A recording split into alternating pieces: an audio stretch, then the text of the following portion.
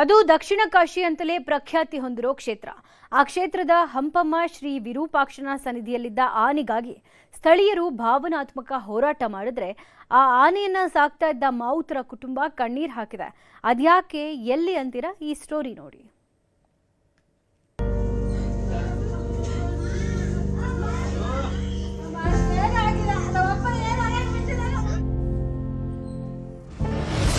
ವಿರೂಪಾಕ್ಷ ದೇಗುಲದ ಲಕ್ಷ್ಮೀ ಆನೆ ಸ್ಥಳಾಂತರ. ಹಂಪಿಯಲ್ಲಿ ಮಾವುತನ ಕುಟುಂಬಸ್ಥರ ಕಣ್ಣೀರು. ಪ್ರೀತಿಯ ಆನೆಯನ್ನ ಹಿಡಿದು ಕಣ್ಣೀರು ಹಾಕ್ತಿರೋ ಮಾವುತರ ಕುಟುಂಬ.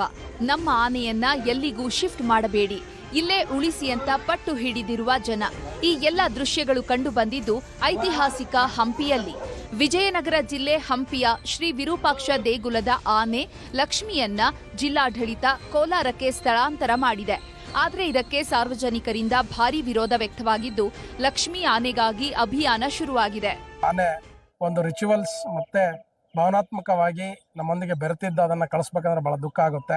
ಯಾಕಂದ್ರೆ ಆನೆ ಬಹಳ ಪ್ರಮುಖವಾದ ಆಕರ್ಷಣೆ ಈ ದೇವಸ್ಥಾನಕ್ಕೆ. ಇಲ್ಲಿ ಭಕ್ತಾದಿಗಳು ಆನೆ ಆಶೀರ್ವಾದ ಪಡಲಿಕ್ಕೆ ಬರ್ತಾರೆ. ಅದೇ ರೀತಿ G20 ಇರ್ಬೋದು, ಮತ್ತೆ ಉಪರಾಷ್ಟ್ರಪತಿಗಳಿರ್ಬೋದು, ಅಥವಾ ಯಾರೇ ಹಂಪಿಗೆ ಗಣ್ಯ ವ್ಯಕ್ತಿಗಳು ಬಂದಾಗ ಆನೆ ಆಶೀರ್ವಾದ ಮಾಡಿ ಒಂದು ಸ್ವಾಗತವನ್ನು ಮಾಡುತ್ತೆ. ಇದು ನಮಗೆ 3 ತಿಂಗಳ ಕಾಲ ಇರಲ್ಲ, ಅದೇ ಬಹಳ ದುಃಖ ಆಗಿದೆ. ಆದಷ್ಟು ಬೇಗ ಸರ್ಕಾರ ಚಿಕಿತ್ಸೆ ಆದ ನಂತರ ಆನೆಯನ್ನು ಮರಳಿ ದೇವಸ್ಥಾನಕ್ಕೆ ಬಿಡಬೇಕಂತೇಳಿ ಮನವಿ ಮಾಡ್ತಾ ಇದ್ದೀವಿ. ಶ್ರೀ ವಿರೂಪಾಕ್ಷ ದೇಗುಲದ ಆನೆ ಲಕ್ಷ್ಮಿಗೂ ಈ ಭಾಗದ ಜನರಿಗೂ ಭಾವನಾತ್ಮಕವಾದ ಸಂಬಂಧ ಇದೆ.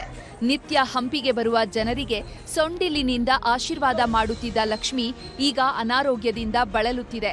ಆದ್ದರಿಂದ ಚಿಕಿತ್ಸೆ ಕೊಡಿಸಲು ಕೋಲಾರಕ್ಕೆ ಸ್ಥಳಾಂತರಿಸಲಾಗಿದೆ. ಆನೆ ಸ್ಥಳಾಂತರದ ವೇಳೆ ಹಂಪಿ, ಕಮಲಾಪುರ, ಕಡ್ಡಿರಾಂಪುರ ಸೇರಿದಂತೆ ಸುತ್ತಮುತ್ತಲಿನ ಗ್ರಾಮಸ್ಥರು ವಿರೋಧಿಸಿದ್ರು. ಯಾವುದೇ ಕಾರಣಕ್ಕೂ ಸ್ಥಳಾಂತರ ಮಾಡಬೇಡಿ ಅಂತ ಪಟ್ಟು ಹಿಡಿದಿದ್ರು.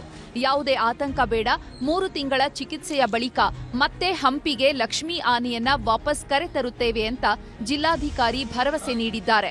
ಅದೇನಿಲ್ಲ ಅಂದ್ರೆ ಇಯರ್ಲಿ ಚೆಕಪ್ ಮಾಡ್ಬೇಕಲ್ಲ, ಆ ರೀತಿ ಅದನ್ನ ಬಹಳ ವರ್ಷ ಆಗಿದೆ. ಅದ್ರದ್ದು ಎಲ್ಲ ಸ್ವಲ್ಪ ಟ್ರೀಟ್ಮೆಂಟ್ ಮಾಡಿ ಚೆಕಪ್ ಮಾಡಿ, ಸೊ ಅಲ್ಲಿ ಹೋಗಿ ಅದನ್ನ ಒಂದು 3 ತಿಂಗಳು ಇಟ್ಕೊಂಡು ಅವರು ಎಲ್ಲ ಅದ್ರದ್ದು ಒಂದು ಶುಶ್ರೂಷೆ ಮಾಡಿ ಹೆಲ್ತ್ ಇಂಪ್ರೂವ್ ಆಗೋ ರೀತಿಯಲ್ಲಿ ನೋಡ್ಕೊಂಡು ಅವರು ವಾಪಸ್ ನಮ್ಗೆ ಕಳಿಸ್ಕೊಡ್ತೀವಿ. ಸೊ ಜನಗಳು ಅವರ ಪ್ರೀತಿ ನನಗೆ ಅರ್ಥ ಆಗುತ್ತೆ. ಬಟ್ ಜನಗಳು ಅದು ಆತಂಕ ಪಡೋ ಅವಶ್ಯಕತೆ ಇಲ್ಲ. ಅದು ಟ್ರೀಟ್ಮೆಂಟ್ ಎಲ್ಲ ತಗೊಂಡು ಇನ್ನ ಹೆಲ್ದಿಯಾಗಿ ಲಕ್ಷ್ಮಿ ವಾಪಸ್ ಬರ್ತಾಳೆ ಅಂತ ನಾನು ಹೇಳೋದಕ್ಕೆ ಇಚ್ಛೆ ಪಡ್ತೀನಿ. ಜನರ ವಿರೋಧದ ಮಧ್ಯೆಯೂ ಕೋಲಾರಕ್ಕೆ ಆನೆ ಲಕ್ಷ್ಮಿ ಸ್ಥಳಾಂತರ ಆಗಿದ್ದು ಆದಷ್ಟು ಬೇಗ ಹುಷಾರಾಗಿ ಮತ್ತೆ ಹಂಪಿಯತ್ತ ಮುಖ ಮಾಡಲಿ ಅನ್ನೋದು ನಮ್ಮ ಆಶಯ. ಬಸವರಾಜ್ ಹರನಹಳ್ಳಿ, ನ್ಯೂಸ್ 18, ಬಳ್ಳಾರಿ.